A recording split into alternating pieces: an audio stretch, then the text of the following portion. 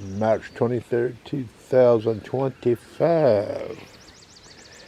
Now there may be some beginner hunters out there using rimfires and air guns. You'll see a lot of talk in different places on forums. The number 50 comes up a lot, 50 yards. So if you get your air gun or you get your rimfire rifle and you get it to shoot good at 50 yards, are you necessarily ready, using a scope, are you necessarily ready to head to the woods and start bagging squirrels, for example? Probably not. Now, back in the older days, hunters didn't have the luxury they have now, okay? And a lot of the older hunters, through trial and error, missing squirrels, for example, and wondering what went wrong. Likely, some or most of the hunters figured out the real deal, which involves gravity, which involves shooting angle, be it incline or decline. And it also is driven by scope height and the velocity of the round and its ballistic coefficient, okay? Not all bullets are created equal. And you've seen this transpire over the years with centerfire rifles. Okay, it has transpired some in the rimfire rifles even. It has even transpired in the airgun, slug, and pellet category. Now I'm going to show you something here. Now there's other programs you could use to look at this. This is the Element Optics Ballistic app, which is free if you want to use it, okay? There's some other ones out there you could use.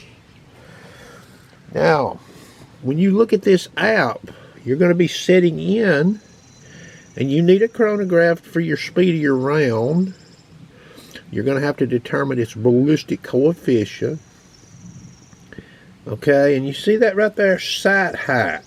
That's the center of the scope, it's height above the center of the bore. In this case here, I've got an air gun. It comes out at 2.73 inches when measured. Okay, so remember what I said about that 50 yards? Well, I've got 40 dialed in here. We're going to change that to 50. Alright, so now I've got it changed to 50. And the scope happened, it comes across the line of sight at 26 and 27. And notice there it gets higher. And this is with a 0 shooting angle. See that? There's 50 at 0. So right in there at 35 yards, 34 yards, see how high I am. Remember, that's a 0-degree shooting angle. So what happens if I see a squirrel at 35 yards with 10 degree of incline angle and I aim straight at him at 35 yards? Look what happens. See, it goes up. See there? I'm going to change it to 15 degrees, which is not an unusual predicament. See there? Now I'm at 0.4. Alright? So I'm going to change the shooting angle back to 0. Now, hunting leave zone with an air rifle, okay? Wonder if we change this 50 to 40. Remember, what you're trying to do is you're trying to get the gun to satisfy most of your shots, okay? The setup. Now notice what happens there. From 27, 26 yards all the way to about 47 yards. I'm pretty flat there, aren't I? See that? Pretty close to the actual crosshair. When zeroed at 40 yards with the scope height and the parameters I've got dialed in for this slug and this air gun. Okay, now, that's a 40-yard 0. I'm going to change the shooting angle to 15 degrees. Now notice what happens. See there?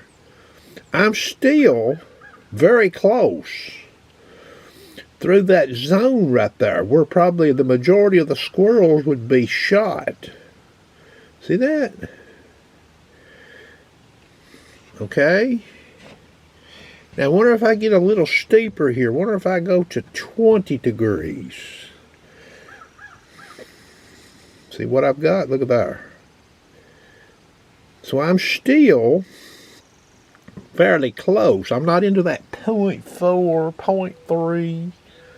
Okay. So this would be sort of like a center hold on a squirrel head. Alright. Now, I'm going to change this angle to 25. Alright. And I'm going to change this side height because I was out in the woods the other day. I want to show you something here of what can happen to you.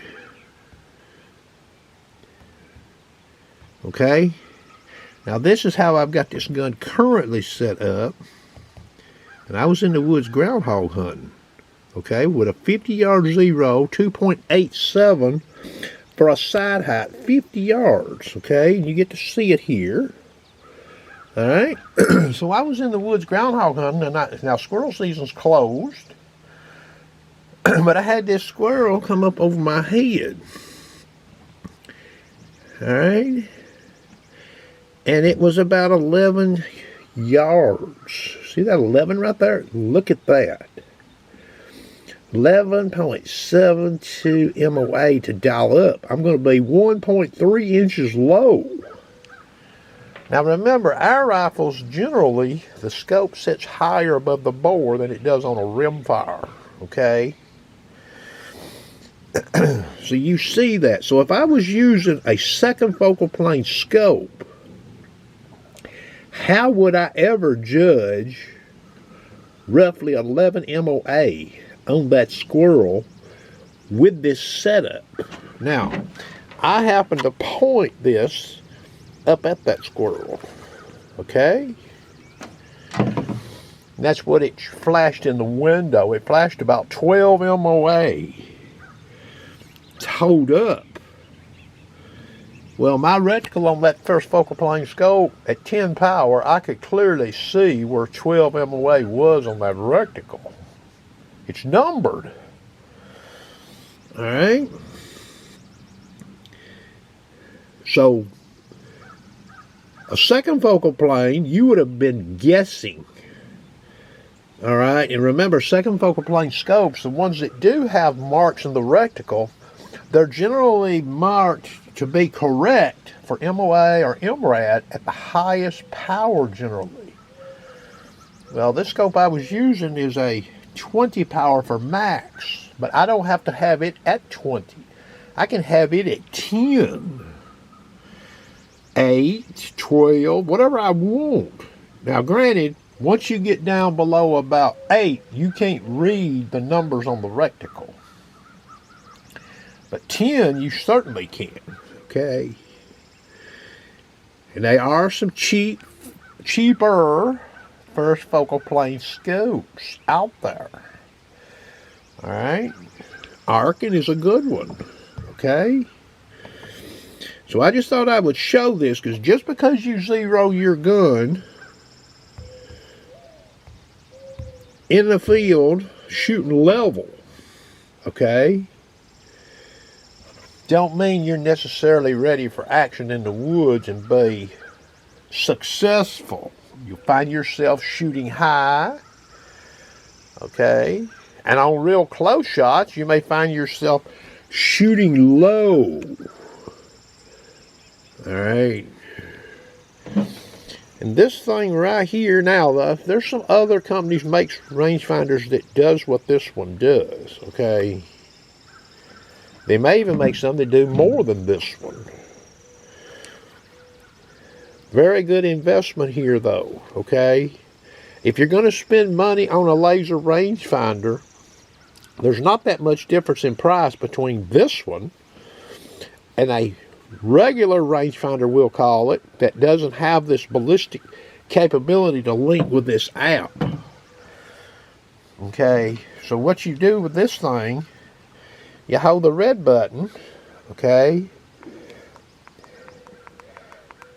and eventually, sometimes,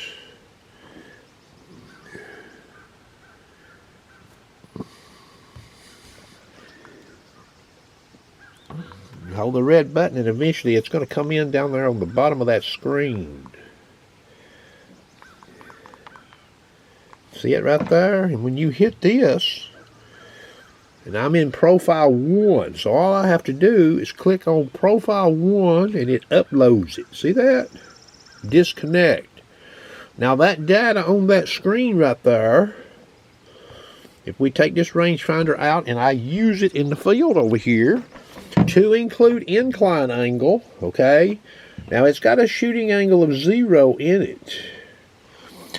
But when I elevate this rangefinder, it's going to simulate, basically, just like I dialed in 15 right there, it's going to show this data at the different distances. Okay. So if you're getting into air guns, if you're getting into some serious hunting with rimfire rifles, something like this is a very, very good investment, okay? Especially if you haven't spent money on one already. Well, anyway, that's going to conclude the video. I hope you enjoyed.